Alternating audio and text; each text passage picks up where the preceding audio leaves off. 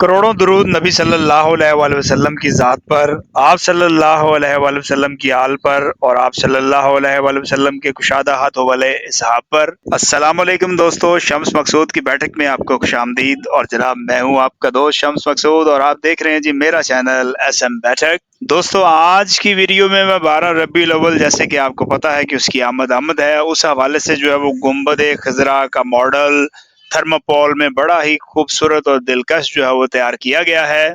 और ये मॉडल जो है वो कैसे तैयार हुआ, इसकी मुकम्मल जो है वो तैयारी दोस्तों आज की वीडियो में आपको दिखाने के लिए जा रहा हूँ। वीडियो को दोस्तों आपने एंड तक देखना है ताकि मॉडल की तैयारी के हवाले से मुकम्मल मालूमात आपको मिल सके। तो दोस्तों, चैनल पर अगर आप नए हैं तो हमारे चैनल को कर ले सब्सक्राइब, बेल आइकन पर जरूर क्लिक कीजिएगा ताकि आने वाली इंफॉर्मेटिव वीडियोस के नोटिफिकेशन सबसे पहले आपको मिले।